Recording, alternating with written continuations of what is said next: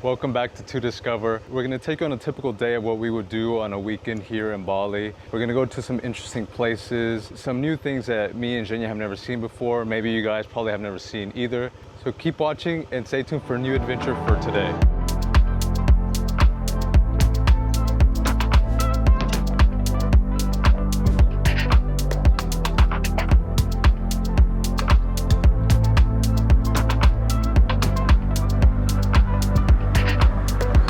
So we decided to wake up early today on a Saturday morning, go to this breakfast place that we haven't been to since the last time we were here in Bali. Here before there used to be motorbikes parked all along the road here and now it's banned. There's no parking allowed along the streets here. It makes it difficult to go to these places because when you're on a motorbike, you don't know where to park. So we eventually found a parking area where it's paid parking. You park there. It's just a bit of a walk, about half a kilometer, about 500 meters to walk from the parking place to this restaurant. Not come here as often because the parking is not as close as we'd like it to be, but we're definitely going to come at least this time so we can show you guys one of our favorite places that are here in Ubud to try out.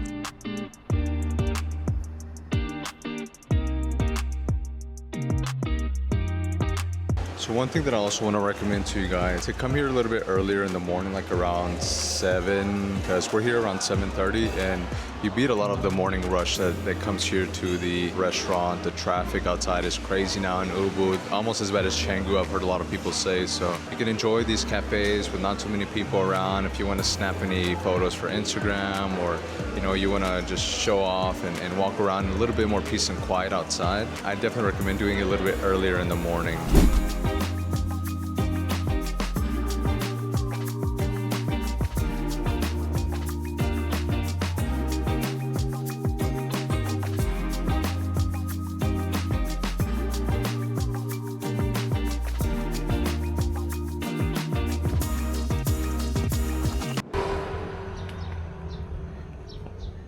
We came across a chocolate fruit in Bali and we wanted to learn more about it because we had never tried it before. So we found a local chocolate farm and factory and we signed up for their chocolate education and molding experience. We met Ida Ayu and she gave us a great explanation about the whole process from beginning to end of the chocolate making process. And let's get into it. Can eat like peanuts. She handed us roasted cacao beans. We tried them like peanuts, but it was actually very bitter, super bitter. You can taste the chocolate flavor. It's definitely different than what you're used to, especially in America. It's hard to get. From there, we watched the beans become nibs, then paste, then cacao butter, which, fun fact, they also use in cooking and even beauty products. So you mix this with the chocolate? Yes. That's how they make it? When you press the paste, maybe you just get for about 20%.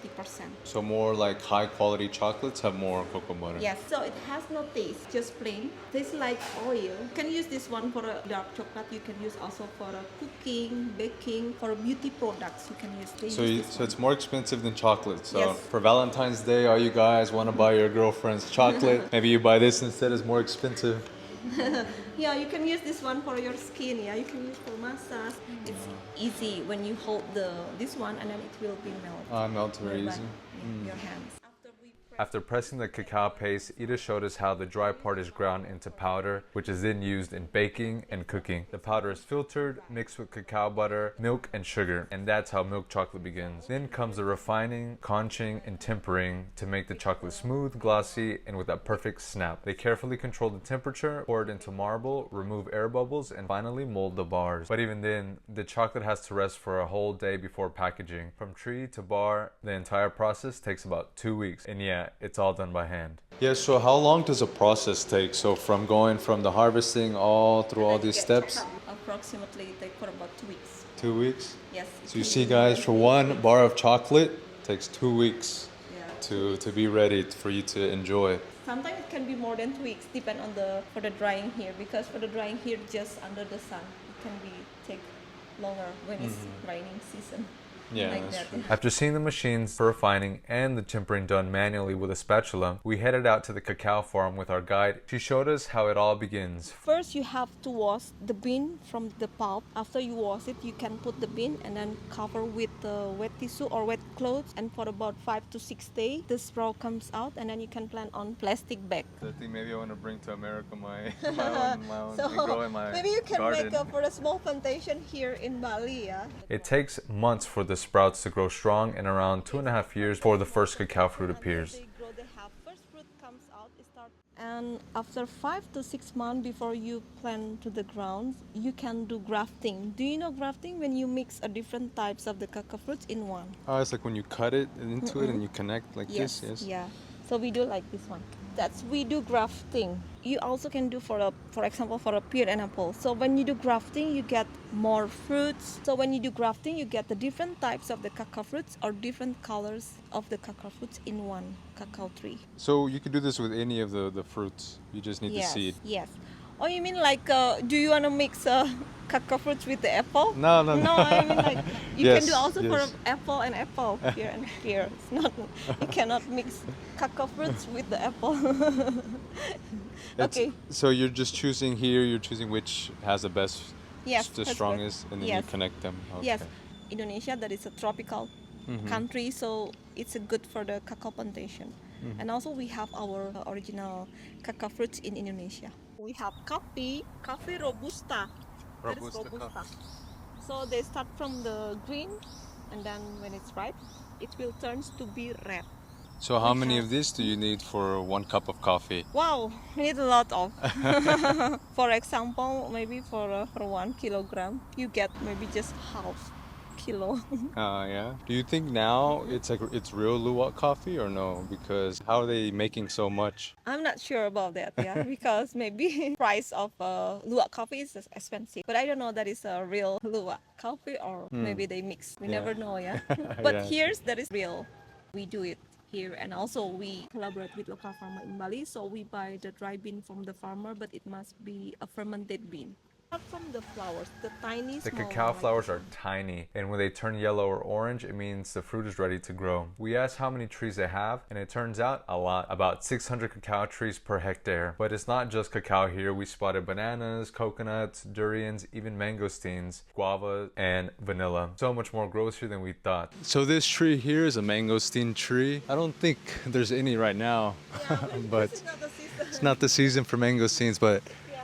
if it was a season, there'll be mangosteens everywhere. Here's the avocado tree, but these are different than the Mexican ones. We have the Hass avocados. It's black. Ida told us about 3 main types of cacao. Only 1% of cacao flowers actually become fruit. The rest fall off or get eaten by bugs. Here they fight pests with natural pesticides, no chemicals at all. Then Ida invited us to walk through the garden, find our own cacao pod, and pick it. We searched for the right one, cut it from the tree, and opened it up to taste the fresh fruit inside once again.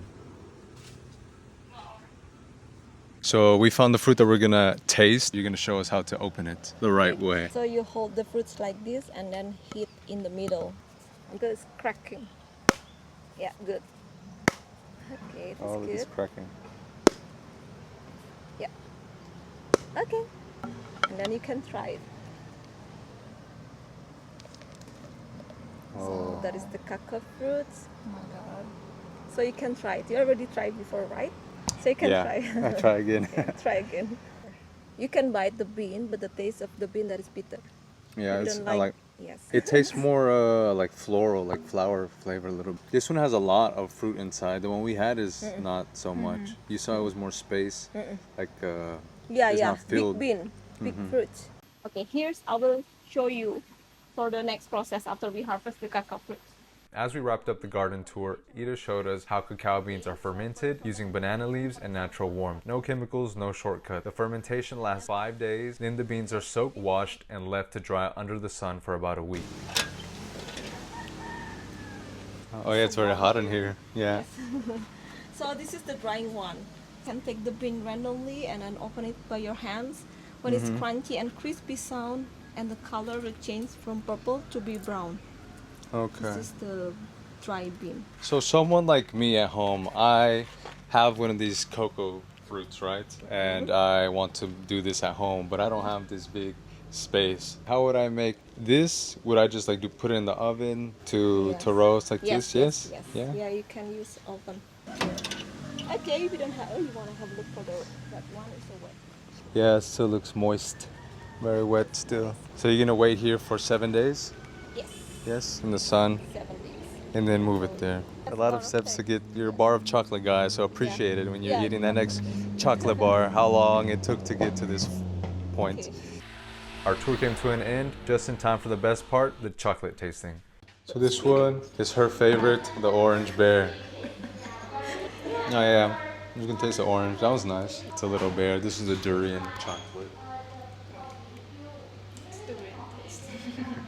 For people who loves durian, it's great. Do you like durian? You like it? But I like the fruits. I don't really like the chocolate. Ah, the chocolate. This is only the essence. Yeah. It's not from the real fruit. What was your name again? Ibu Ida Ayu. Ida Ayu. What number is this Ida? What child? Ida Ayu is not the number, yeah. It's a first case in Bali. You know we have a case, kasta in Bali. So that is the first case. In Bali, Ida Ayu is a noble title used for women. The male version is Ida Bagus. These titles show high caste. Birth order names are also common across all castes. Wayan or Putu is for the first child, Made or Kadik is for the second, Nyoman, and Ketut, and then it just repeats again. Okay, my name is Ida Ayu Intan Kusuma Dewi, my long name. Her name is Nimade second. Risa Chandra Dewi. So her name is like has the number, yeah. Made, yeah. But I don't have a number because I don't put Kade. Ida Ayu Intan. There's no Kade or Putu. Dia mau sekarang? So the other ones that we were trying were like the mixes. You know, you have different flavors, but it doesn't have as much real chocolate inside. This one has more high chocolate content. Okay, guys. I'm sorry, I have to leave you because I still have another customer. I understand. Yes. Okay, no problem. Thank you. Bye bye. Bye-bye. So we changed the tour guide now. We have a new tour guide. 80%, that's mean like 80% chocolate and coconut sugar 20%. Okay, so it'll be a little bit sweet. Yeah, little bit sweet. That's good, but it's more bitter, yeah. We make with the sugar cane and we make with the coconut sugar. Later you can compare the different. Okay. 80% is with the coconut sugar. We have 73 with coconut sugar also.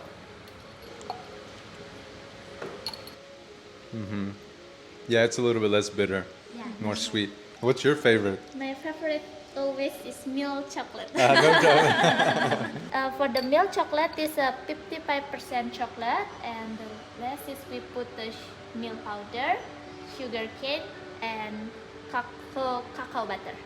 Yeah, this is more chocolate. She like, of course. Of course. 70 and the milk chocolate is good, yeah. So you think it makes a big difference the coconut sugar and the sugar cane? Yeah, for the coconut sugar is organic sugar, but for the sugar cane it is not organic. This is coconut sugar, yeah? Yes. Okay. You have taste? something what you don't know what is it. It's good though. Christmas trees and see. Christmas trees? Да, как это скажем, елки. She thinks it tastes like this. Because we didn't know how to taste Ah. It's like this. We don't have it here. No, yeah, we'll bring next time. We're waiting here. Yeah, okay.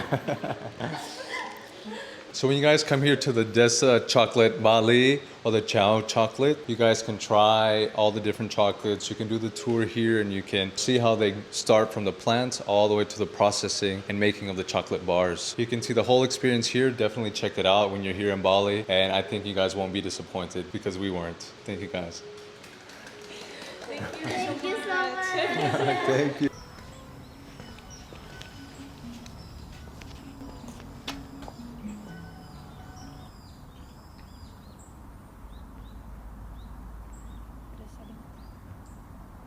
We decided to stop by the restaurant that they have here.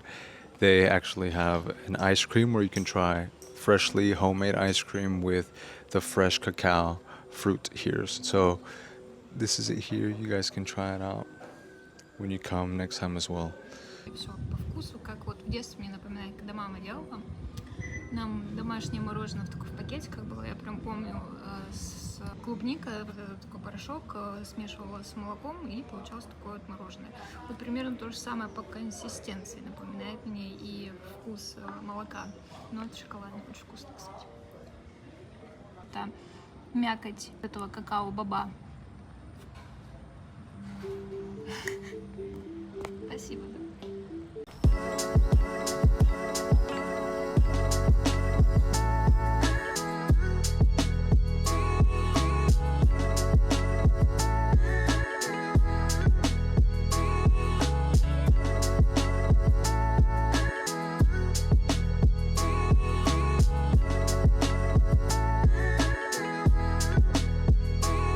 So if you guys come here to this banyan ancient tree here, which is not very far away from chocolate factory that we were just at, 10-minute motorbike ride, technically free. You just have to give a donation, so you choose how much you want to give, and then you just give it to the lady in the front and she'll be able to basically let you in. So just come here and you can take as many pictures as you like. So this tree is pretty massive. I don't know if you can tell the scale here, but yeah, it's very big.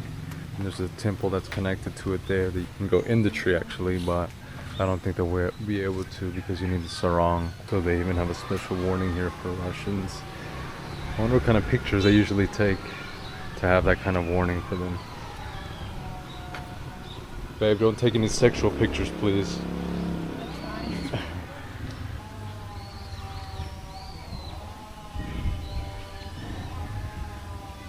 It's just something nice to stop by and take some pictures like we see here. This person doing it. That'll probably be the final stop for today. So thanks so much guys for watching our latest video, and make sure to like and subscribe and stay tuned for the next video, which we're gonna start dropping probably once or twice a week. We haven't decided on the exact days. Tuesday for sure, and the second video will probably be maybe around Friday. So stay tuned and follow us.